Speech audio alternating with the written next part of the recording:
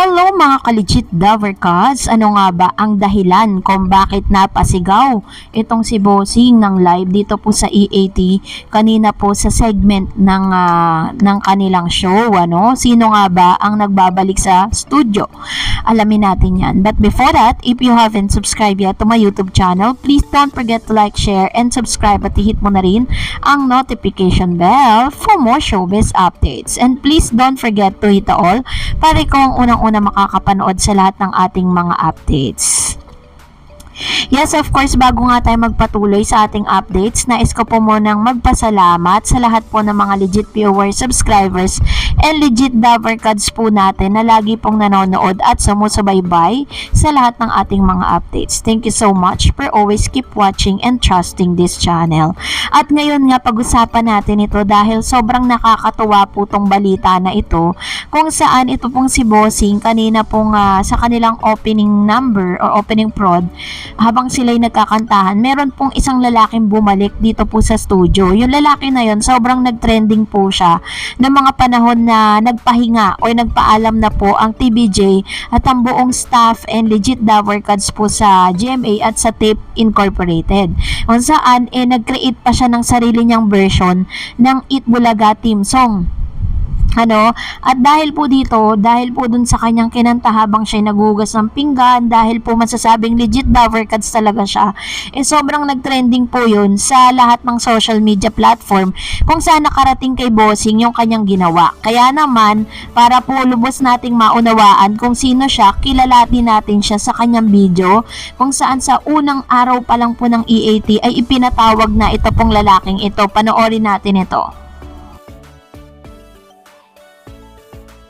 Ang konti yung kanta mo, Hulad. Yung ano po, konti lang po. Konti lang. Konti lang. Mula Batanes. Sobra naman konti.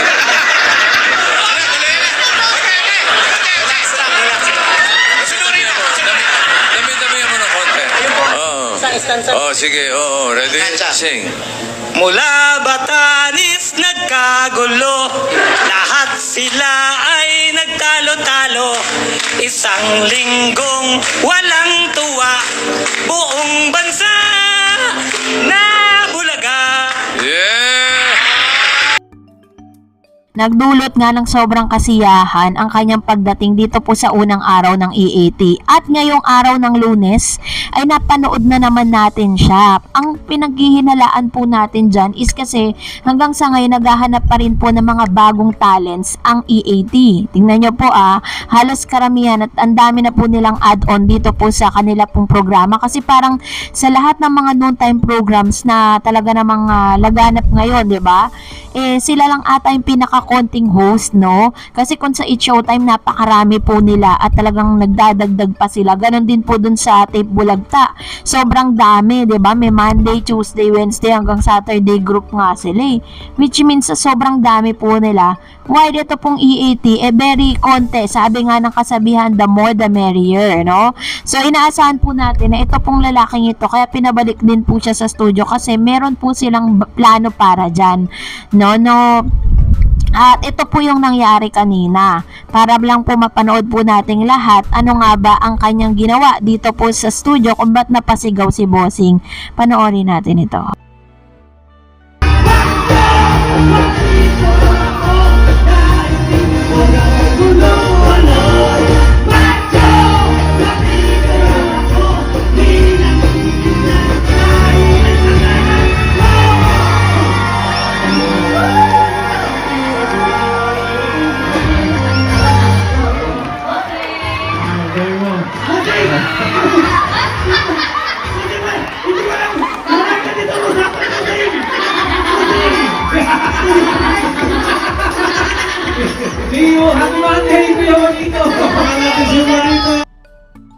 Alam mo kung tutuusin po sa mga pinapakita niya ngayon, binibigyan niya talaga ng chance ang sarili niya na mapabilang po dito sa pamilya ng EAT, no? No, parang bagay po sila na magsama-sama sila ni Jose, ni Wally, tapos po ni Zombie, no? Para po talagang very happy ang lahat. Ano kaya ang magiging takbo ng noontime kapag po nandun na rin siya sa Sugod Bahay Mga Kapatid segment? Sa inyo pong palagay, is it right na mapasama ba siya bilang isa sa mga legit Daver Cats and legit host ng EAT? Kasi yun po talaga ang pangarap niya eh. So, at syempre po dahil nga ito nga, tatlo sila laging nandyan, na halos wala na rin po talagang pahinga. Although nagte-taping po sila, at may mga araw na talagang hindi po sila nagla-live, taping lang po yung napapanood natin sa kanila. Pero syempre, kailangan din po talaga ng additional or add-on kasi talagang tagahanap pa sila ng mas marami pang talent dito po sa kanilang show, ano. So, sana lang, no, yung mga mapipili po nilang talent talagang alam naman natin na kapag po ang EAT ang pumili, hindi sila nagkakamali, no, ng kinalalagyan. Lahat po yan nakikilala ng lubusan at nagkakaroon ng pangalan sa showbiz. Kaya naman sobrang happy po si Bossing na makita muli ito pong lalaking ito dito dahil grabe kayo, grabe. Talagang sobrang happy ang lahat sa pagdating niya. At ngayon, bago tayo magtapos, narito naman ang ilan sa mga komento po ninyo patungkol po sa last update po natin.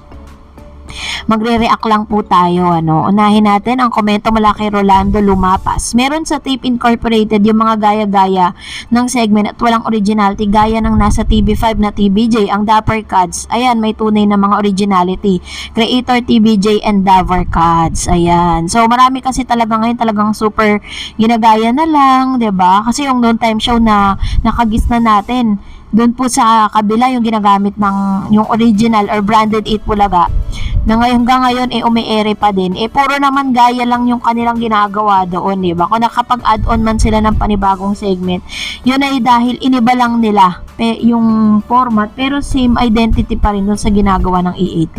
Sabi ni Eugene Mandane, magsama na lang ang generic na bulagta at It's Showtime pero wala. Hindi pa rin nila kayang TBJ. Alam mo kung bakit? Kasi walang sariling isip ang generic bulagta. Ay ginagaya lang nila lahat ng segment ng EAT, TBJ at TB5. True naman tayo dyan. I agree with you, Mr. Eugene Mandane, no? Talaga namang ganun talagang ginagawa. Realidad yan, real talk po yan. Yun po talaga yung nakikita natin sa ngayon dahil parang halos karamihan ng mga segment po nila, originally, it was made by original branded Eat Bulaga. Sa TBJ po yan, no? Kaya hanggang ngayon, tignan nyo po, hindi naman po sila umaalagwa. Sabi ni Edna Pordan, yes, tama po kami ng pamilya ko kung saan ang TBJ doon lang kami. Nang nasa RPN 9, lahat ng shows pinapanood namin. Nang lumipat sila sa ABS-CBN, doon na lang kami nanonood. Tapos paglipat nila ng GMA, from morning to evening, pinapanood namin ang mga palabas nila. Ngayong nasa TV5 na ang TBJ, lahat ng shows nila mula Good Morning Kapatid, F2F, at lahat ng afternoon teleserye at frontline news, pinanood na namin because of TBJ. Wow! Totoo po yan kasi talagang doon po sa frontline Pilipinas, hindi naman po talaga yung lagi pinapanood at pinipili ng ilan eh. Talagang ang pinipili nila it's either ABS or GMA. But this time, dahil po sinundan ng ilan sa mga legit Daver Cats, yung milyong legit Daver Cats, dahil po doon, pati yung ibang mga programa nila, nadamay na rin na suportahan po ng lahat ng mga Pinoy, ano. Yun po yung payback time ng ilan para sa kanila. Sabi ni Dera Makipaki, isang palaisipan, GMA, ang pinakamaraming analog at digital channel sa buong bansa. Ngunit naghahanap pa rin ang tape ng collab sa ibang network. Real talk lang, true naman tayo dyan, ano. Dahil 6 po ang kanilang digital channels. 6 po yung kanilang channel na kinikater. Pero bakit naghahanap sila, 'di ba? Anong ibig sabihin nun? Which means hindi na talaga sila bibigyan pa ng chance ng GMA na i-renew yung kanilang contract, ano. So, dahil dyan, maraming salamat po sa inyong mga komento. Please mag-comment lang kayo sa comment section na related sa ating latest updates. Thank you so much for watching.